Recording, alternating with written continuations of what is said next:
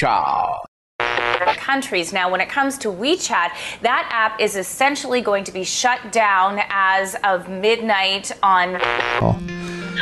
Use of that term is not catching on a bit. It's fine. Hey, everybody. Shelly Brisbane is here with us. Shelly Brisbane.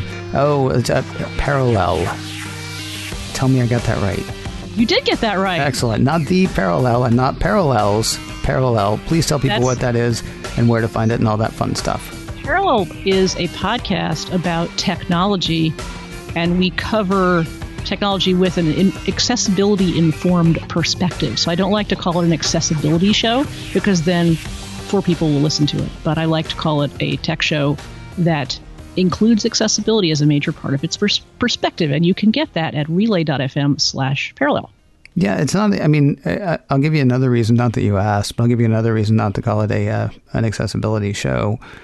People will think that's a how-to. Right. That's a good point, especially since part of what I do in other parts of my life is teach people how to do accessibility. And it's absolutely not that. And of course, you can also find her on Twitter at Shelly, and go back several months now and you can hear the story of the at Shelly name and all the other. You're like an OG. You're like a Twitter OG. I feel like I should do a fist bump every time you use that name admiringly because I've long since used to it. Yeah. Although, I mean, it did get me hacked once, but I do sort of enjoy it. Yeah. I enjoy it. It's cool. I mean, you're like the Merovingi, seriously, which is, I mean that in the best way possible. So a lot's changed about this show, Shelly, since last you were on. We started doing video. We stopped doing video.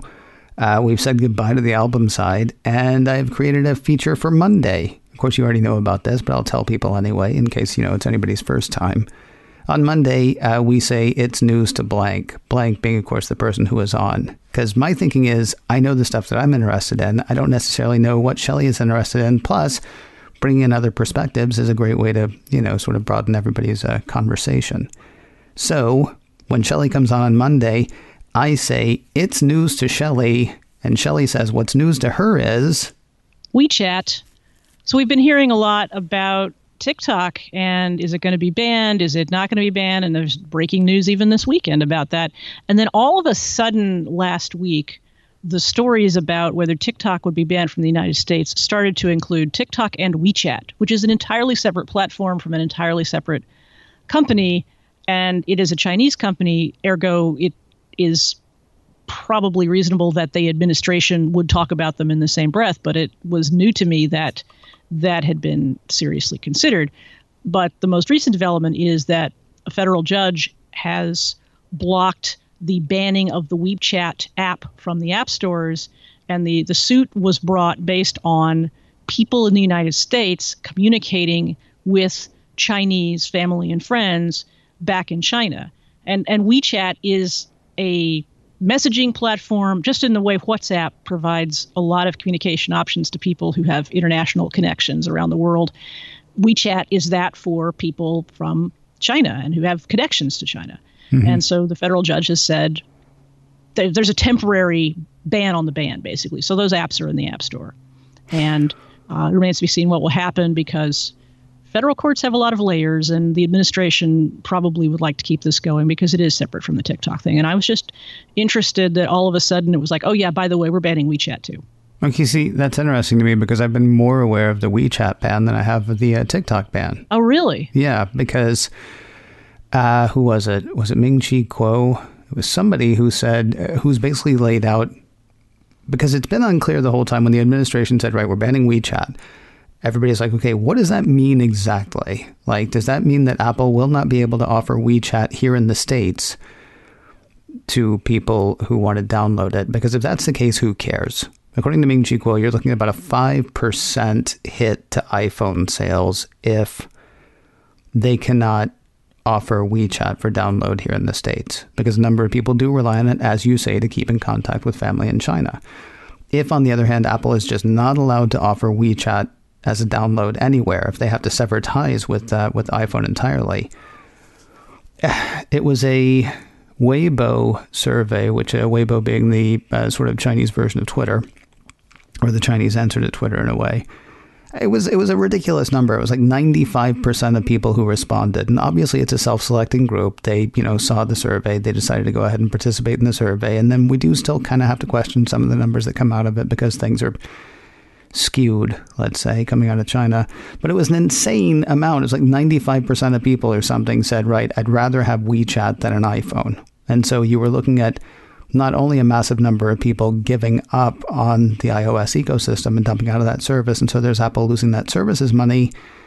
If it's known that you can't get WeChat on iPhone in China, I think the hit was something like 30% annually to iPhone sales. Not revenue, I don't believe, numbers of iPhones sold. That makes sense. Yeah. I mean, not the numbers. I can't speak to the numbers at all. As you say, they're, the self-selecting group and all that. But it 100% makes sense. I mean, Apple has already, having relied on China for an increasing number of iPhone sales, there have already been, hits to them as Huawei continues to create better phones that are more competitive with iPhone, and as the services like WeChat, which does more than just provide messaging. And in China, it's pretty essential to people's lives. It does everything for payments and chat and all of that sort of stuff. And Huawei has more tightly integrated with that service to Apple's detriment. Have you downloaded WeChat? I have. Okay. I haven't used it. Okay. I did it the minute the ban was announced because I thought, from a coverage point of view, I needed to know what it looked like. I downloaded TikTok and WeChat because weirdly I don't have TikTok on my phone, but I downloaded them the same day. Okay, and so, but you said you haven't used it. No, I haven't. Okay, have you even accessed it? Is there anything there for you, or do you have to be able to read Chinese? I don't believe that you do, but I literally opened it to see if it would open, but I didn't create an account or anything like that.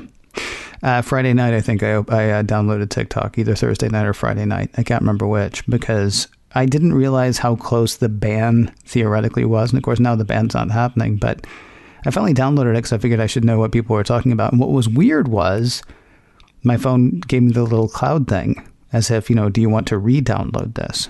Oh, really? And I was like, well, I've never downloaded it. That's kind of odd. And then somebody reminded me, it used to be Musical.ly.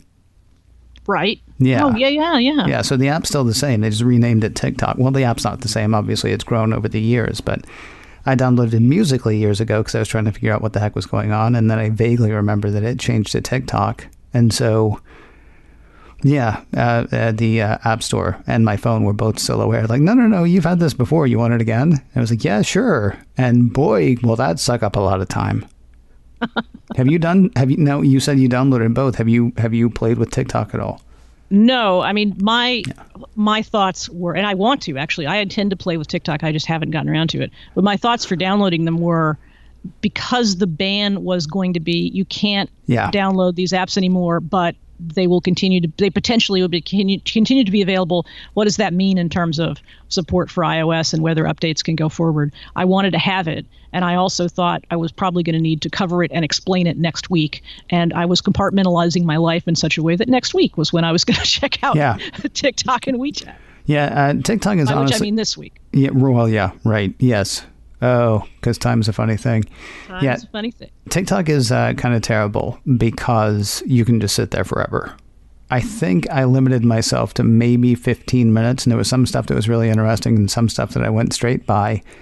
Although I'm given to understand that, the more I sit and watch something for the full 30 seconds or however long, the more TikTok's going to go, right, that's the thing that'll keep him. And so pretty soon there won't be a bunch of stuff that I'm just scrolling past, right? It's going to be a bunch of stuff that I'm sitting and watching forever and forgetting to feed myself and just living my life on TikTok, apparently. Well, there's your next show, Living My Life on TikTok. Oh, that'd be great. A TikTok rewatch podcast. We all get together and we watch these 30-second things and talk about them for 3 hours. There you go. That could be a tremendous amount of fun. Yeah. So the other thing that was interesting to me, because you did send me an article letting me know what it was that you wanted to talk about. The other thing that's interesting to me is the administration has been saying, well, this is a threat to national security. And the 2 or 3 articles that I read was nobody has yet said how. Right. Have you heard anything more? Have you read anything that I've missed that says, right, specifically here is our concern, or is our concern, well, it's Chinese? Forgive me, when I say our concern, I mean the administration's concern. Yeah. I feel like it's mostly that, and I've actually looked for it because when Huawei got into trouble with the administration, they could point to chip technology, they could point to Huawei chips being part of devices that were critical to American infrastructure, including, Cisco devices that run enterprise networks and that sort of thing. But I've not heard that, especially with TikTok. The closest people have made to that sort of argument is, well, kids love TikTok, and people could create TikTok things to influence our children's young, malleable minds or whatever. But even that argument isn't made very often or very strenuously. I've read that a couple times. And of course, a lot of TikTok creators are the same kids that are watching it. And then many people in the United States who use it in analogous ways to Instagram or I perish the thought Facebook, but probably Instagram. It's you've got creators who are now going viral on TikTok, many of whom are in this country. And WeChat, you could almost make more of a case because it is so integral to Chinese life and culture. And I don't know, I guess you could even turn the tables and say, well, it's a way for Americans to communicate directly with Chinese people in a way that the Chinese government might not like. But and as I say, there are payment aspects to WeChat. But the TikTok thing is pretty baffling, and as well as is the methodology by which the administration is proposing to ban it. I'm still unclear of the legal underpinnings there.